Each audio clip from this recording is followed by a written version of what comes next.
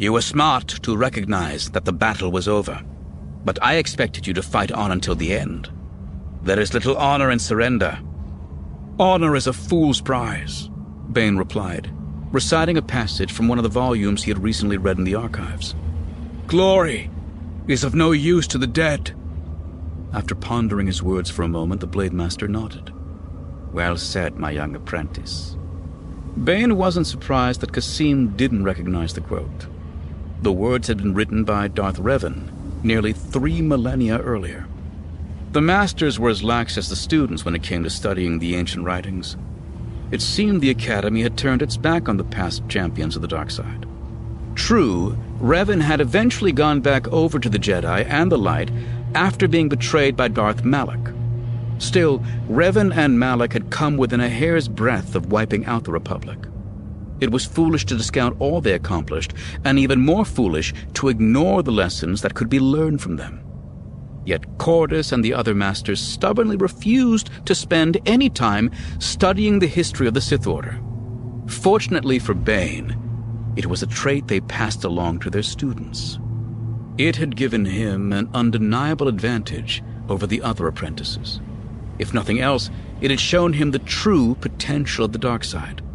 The archives were filled with accounts of incredible feats of power. Cities laid waste, worlds brought low, entire star systems swallowed up when a Dark Lord caused the sun to go nova. Some of these tales were likely exaggerations, myths that had grown with each retelling before being set down on parchment. Yet they had their roots in truth, and that truth had inspired Bane to push himself farther and faster than he otherwise would have dared. Thinking of Revan and the Sith Lords of the past brought to mind another question that had been troubling him for some time. "Master, why don't the Sith use the Darth title anymore?" "It was Lord Khan's decision," the Twi'lek told him as he toweled off. "The Darth tradition is a relic of the past. It represents what the Sith once were, not what we are now." Bane shook his head, dissatisfied with the answer. "There has to be more to it than that," he said, stooping to retrieve the robe he had cast off at the start of their duel. "Lord Khan wouldn't throw out the ancient traditions without justification." "I see you won't be satisfied with the easy answer," Kas'im said with a sigh, pulling on his own robe.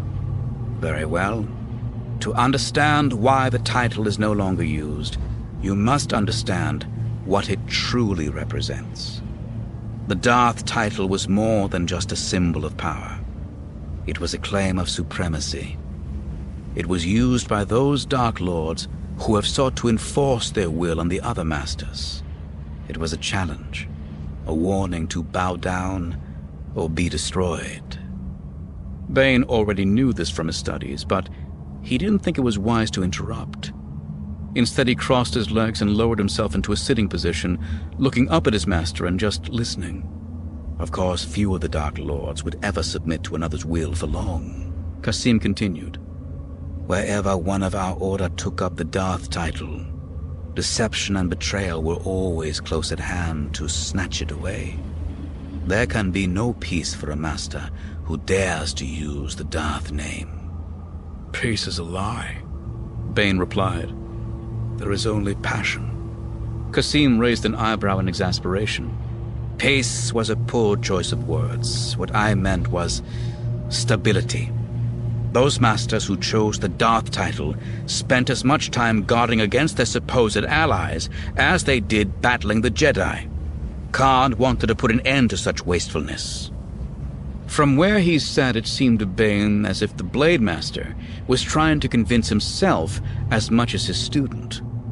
"Khan wants us to focus all our resources on our true enemy instead of one another," Kas'im asserted.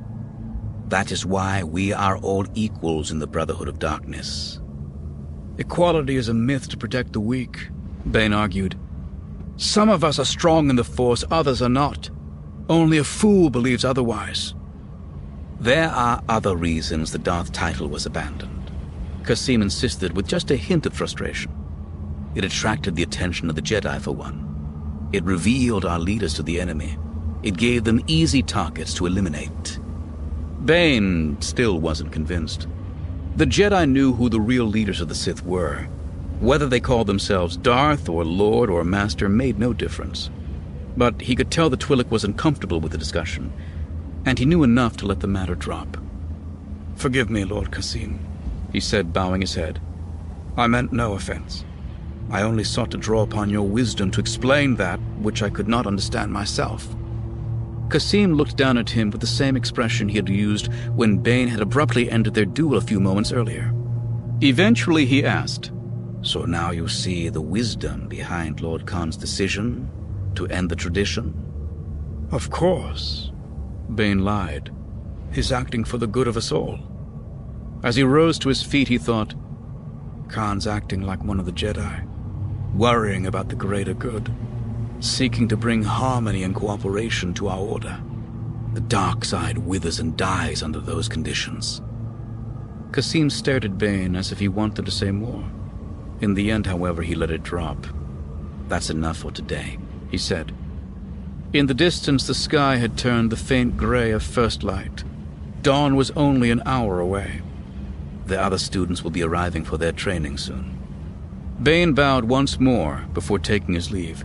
As he made his way down the temple steps, he realized that Kas'im, for all his skill with the lightsaber, couldn't teach him what he really needed to know. The Twi'lek had turned his back on the past. He'd abandoned the individualistic roots of the Sith in favor of Khan's Brotherhood. The mysteries of the dark side's true potential were beyond his reach, and likely beyond the reach of every master at the Academy.